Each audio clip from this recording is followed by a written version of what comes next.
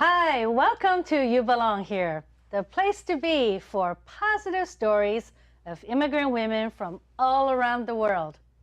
You will meet some inspiring women sharing their success, challenges, and how they are living meaningful American dreams beyond professional and financial success. You may even identify with some of their stories. I'm Porcia Silverberg. This production of You Belong Here is coming to you from Palo Alto, California. My guests today are Minh and Sara Lomelin Velten.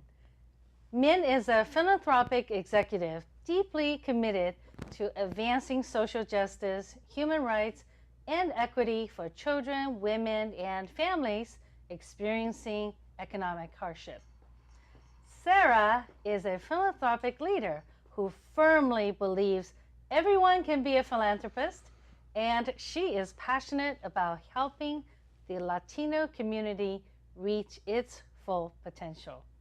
Welcome to the show, ladies. Thank you for having us. So happy that you're here, and I'm so looking forward to hear your stories. Maybe we'll just start with you, Sara. Sure. Tell us what brought you to this wonderful country and what circumstances, where you're from, all of that. Perfect. I'm from Mexico City. I have been here in this country for 21 years. Wow. Yes. What brought me here was higher education. Never thought I was going to stay this long.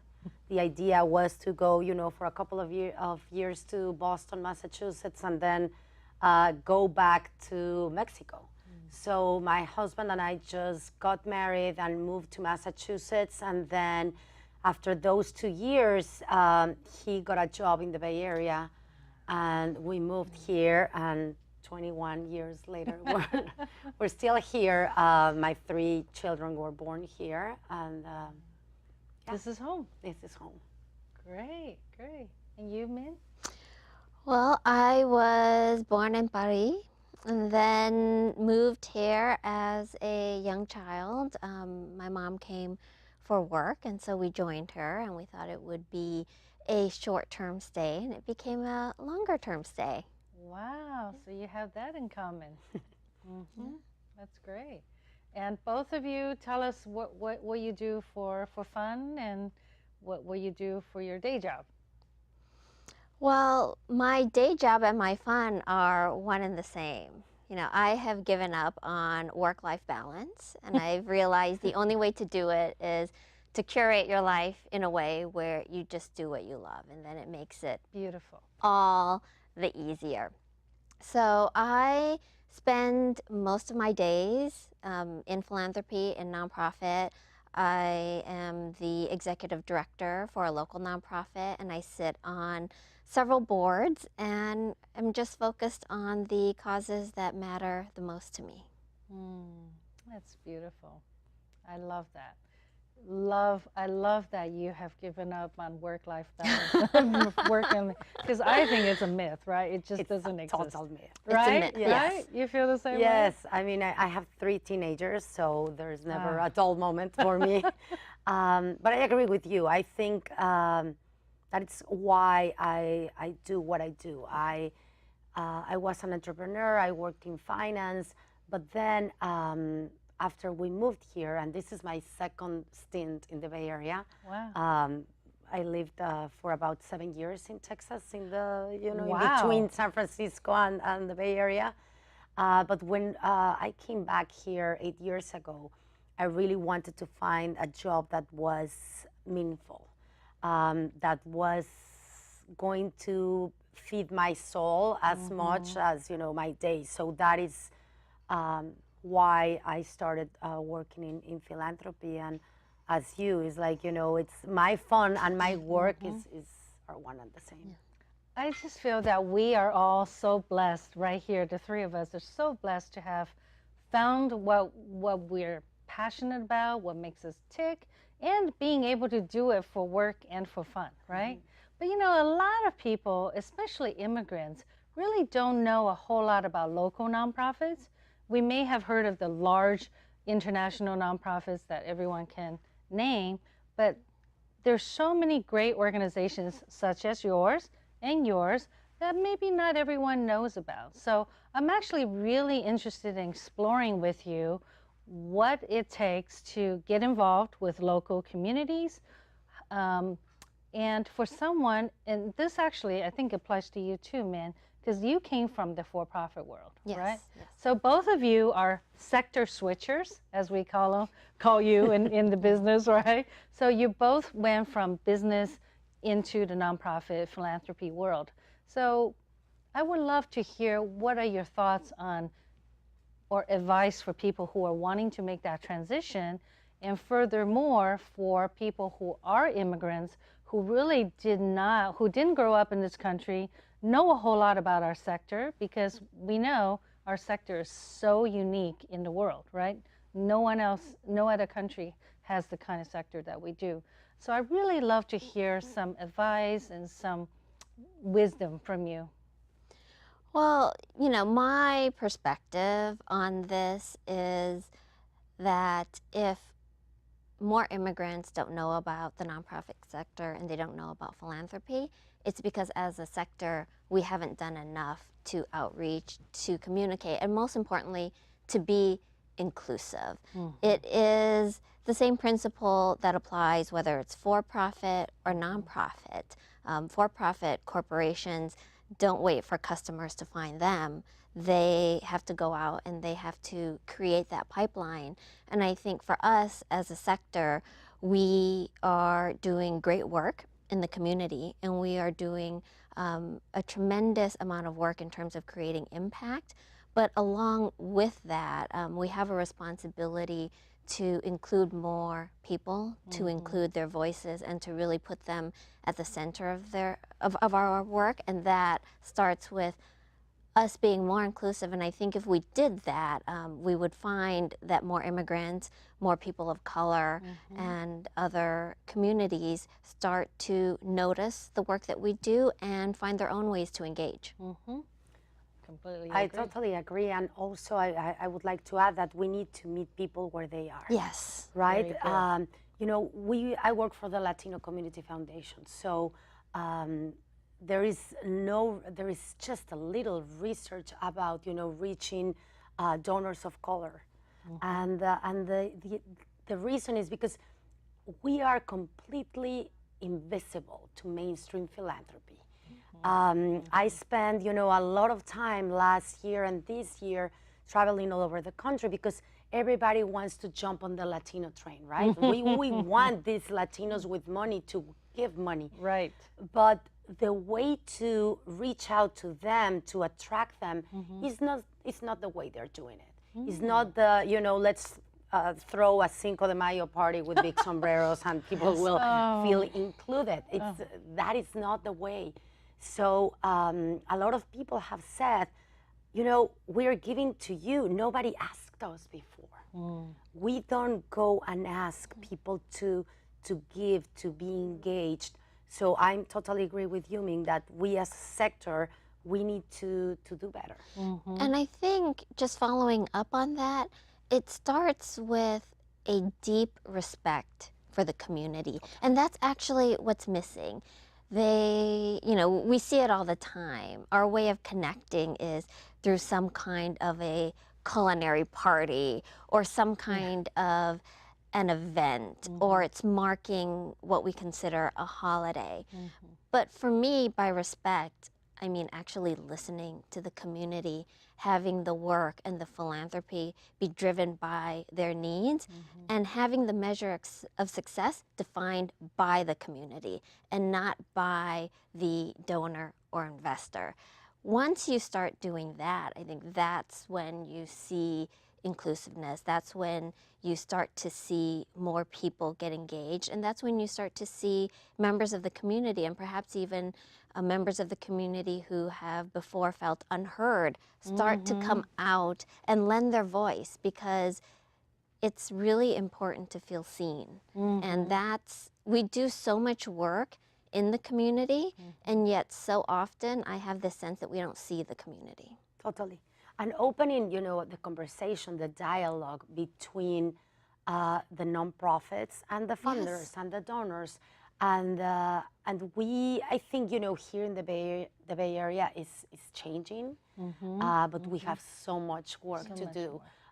We were just talking that it is pretty ridiculous, and it's not okay that the big philanthropic dollars just trickle down tiny little bits into the Asian American community, into the Latino community, the LGBTQ community is not okay, and we need to change that. And we as a sector need to change that and stop, doing the funding dictated by the funder instead of from the community. That's so true.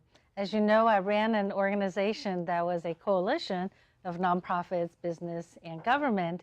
And my passion was always to advocate and encourage more community involvement from people who have not been traditionally been involved. So increasing diversity is so important. And I couldn't agree with both of you more. And I'm really actually curious to hear more about the program that you're leading at the Latino Community Foundation. Yes, and for example, I think I didn't answer your question in how, to get more people involved. We started 5 years ago one of our main initiatives, which is the Latino Giving Circle Network. We have a network of 16 giving circles in California. But when we first started, it was difficult because, a lot of first generation immigrants, we come from with countries with very corrupt governments and institutions. So we don't trust. So we had to build that trust from the get-go and say, here in this country, this works. The money that you are going to invest in a nonprofit organization will get to the final, to the final user, to the families that need it the most. So there was a lot of, changing the narrative, being very transparent with the people, and just, involving them in the whole grant making process. So a Giving Circle, the way they work, it's a group of people that comes together in a very social way to find a cause and to pull the resources and the time and their talents and to give, to pull together money to give to a nonprofit. And what we're doing is we're getting these new philanthropic dollars into the local Latino-led nonprofits. Great. That's wonderful. And one of my interests for You Belong Here Foundation is actually to start giving circles for immigrant women. So on one hand, we can help to educate them on the opportunities available, create a new community, bring all of us together, and also, in addition to looking for certain ethnic causes or different giving opportunities defined by that, I think it's just really wonderful to really have all of us come together, all of us who are foreign born, right? And I'm curious, what do you think about the term immigrant? Do you have a certain image, or do you think people have a certain perception when we say immigrants or immigrant women? You want to go first? I think it's interesting because I tend to take a sociological perspective on many things, and the term immigrant in itself actually has very little meaning to me or value. But what I do find interesting is how people get categorized and what that means in the context of a community or a society. I'm struck by how some groups of individuals, based on how they arrive here, are considered immigrants, whereas some groups get to be expats. Exactly. Right? Exactly. And it's really the very same thing, but the word is shifted, and you create a separation so that you can create a value separation. That's the part that's interesting to me. It's less the word itself and more about how it's selectively applied. And especially now. Yeah. I think now, you say the word immigrant and it carries such a weight. And you know, I am from Mexico, so I'm one of the Mexicans, right? A lot of people, I remember when I was in Texas, somebody asked me, actually it was my son, that said, this kid at school called you a Mexican. And I said, I am a Mexican, and I'm a very proud Mexican. I'm very proud to be Mexican. And I think that is what we need to do, and that is why we do at the Latino Community Foundation is, you know what, feel proud of your roots, feel proud of your culture. And we are changing the narrative of how Latinos and what Latinos are. And you know, when I talk that everybody can be a philanthropist, yes, Latinos are givers, we're not takers, we're philanthropists. We have been giving for generations, to our family, to our families back home, to the church, to the schools. So it's changing that narrative and also changing the narrative about immigration. Yes. And I think in the nonprofit sector, this is something I see. We need to talk more and highlight the stories of other kinds of philanthropists. And we also have to think carefully, once again, about our language. You know, this is probably one of the most progressive, inclusive sectors that are out there, but I still see it all the time. It's interesting at, you know, my organization, we engaged thousands of volunteers, but we've struggled with engaging volunteers from, you know, communities we serve. And I started to think about it, and I said, we're going about this all wrong. Have we actually talked to members of the community? Because when we do, we realize that's all they do is volunteer and engage. So this idea of asking them to go and become something, to give, to do something, that's already happening. And so we use words to make things, you know, to give them special category of, if you do this, then you become that, when the reality is we need to see the philanthropy that already exists. We need to see the community engagement that already exists. And we have to value it. And every study reaffirms this, that people know what they would consider major philanthropists, but if you look at people, it is always individuals with less means who give a greater percentage of what they have. That is true philanthropy. You are giving more of what you have and what you cannot dispose of. And, you know, if you take that metric, the philanthropic pyramid should actually be inversed. That's such a good point. And it goes back to what you said earlier about being respectful of our community and communities that we're reaching out to, right? It's so fascinating. And on the word, back to the word immigrant, I actually really contemplated and struggled with whether or not I use the word immigrant to describe my mission, to reach out and work with immigrant women creating this new community because of the negative connotation.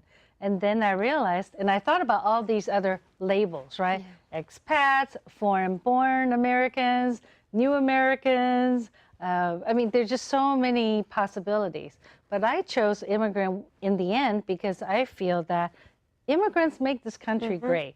We are immigrants, and I'm proud to be an immigrant. And it's really important that we do own it and be proud of it. And the same goes for philanthropy. You're absolutely right.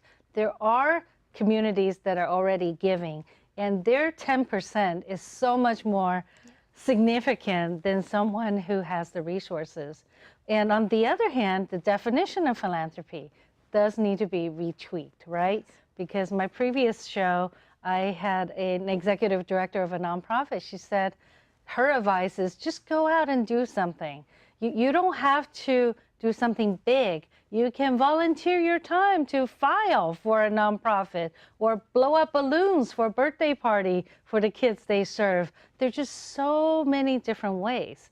And so I would love to hear what are some ways that you can encourage the immigrants who have been involved with volunteering mostly in their own communities, at their kids' schools or their church, or, you know, how do they extend outside of that circle?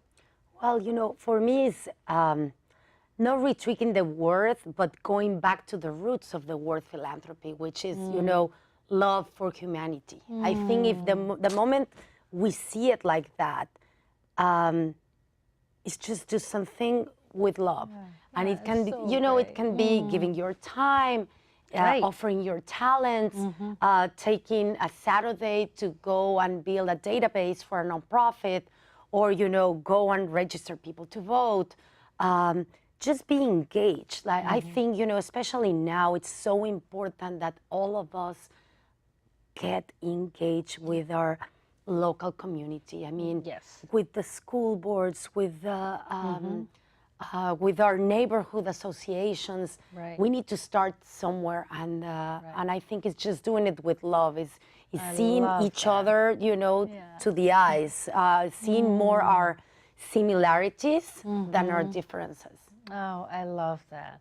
I love that. And that goes back to what you said earlier about just, I think, really embracing immigrants or people of color from our sector, right? Because a lot of times people might feel intimidated or feel like they're not being invited to the table.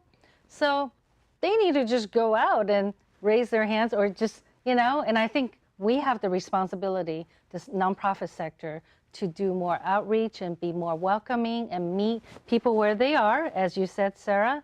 And I think for the immigrants who are interested to give back to their communities, they may create their own table if they're not invited, right? I think that that's important too. I think it's the ultimate cross-sector collaboration, or just all different communities coming together. And the other issue, I think, is the issue of leadership, board members and nonprofit leaders, to have more people of color, and especially from my perspective, to have more immigrants to bring their perspective and their contribution to our sector. But I know we'll talk about that another day because we're all very We passionate. could talk about that all day. Yeah, I know, Yes. we can, right? Yes. And I must just say, again, I express my gratitude for the blessing that I feel every day for having discovered this amazing world of nonprofits in this country. It's just so life-changing and transformative. So how about, as we wind down and wrap up, do you have anything that you think you can offer to people who may not know about immigrants? I think in terms of something that often gets overlooked, and the one thing I would say is, first and foremost, an immigrant is an individual. And I say this because so much of our society, we group people. We group immigrants, we group women, we group people of color. We basically group various minority people, and we see them as a collective, and they're not afforded their individuality. But there's nothing more powerful or American than the democratic system, and that really has started with this recognition that people are individuals with their own voice, with their own agency. And unfortunately, for the most part, unless you belong to dominant culture in this country, you are not an individual. And so the first thing I would share, it's not as specific about how we are or what we do. It's the fact that wherever I come from, wherever you come from, we can be very proud of our culture, our heritage, but from wherever we came, we arrive as individuals. And I think that's important in terms of being able to connect with each other one-on-one at a human level, is to be able to see that person as a freestanding individual that I have to get to know and that I can't make assumptions about based on knowing anyone else. Yes. That's great. That's really helpful. Totally. And also, you know, to be open and to be ready and to embrace the diversity, because the things you can learn from a 5-minute conversation with someone from another culture, another country, is so enriching. And I think there's no other country in the world that we have the opportunity to do that. And especially, you know, in this area that you're in the supermarket and you are hearing, you know, 5 different languages. Right. I love it. I mean, it's an opportunity to learn every single day from somebody new. And I wish we had time. I'm so curious about your experience in Texas versus here. Oh, that's a whole maybe other. that's another that's a whole other conversation. Because boy, we are also very blessed to be here in California, in Northern California, in the Bay Area. I thank you both so much. And now, Minh, Sara, and I would love to hear from you. We talked about so many interesting things today. I'm curious, what's one thing that resonated with you? And what actions are you inspired to take? Please go to youbelongherefoundation.org and leave a comment. You Belong Here is committed to infusing a plethora of positive immigrant women stories in our community. Stay tuned for future shows. I am Porcia Chen Silverberg. Thanks for watching. And remember, you belong here. And thank you. Thank you. Thank you. Thank you both for your patience. And I'm so grateful.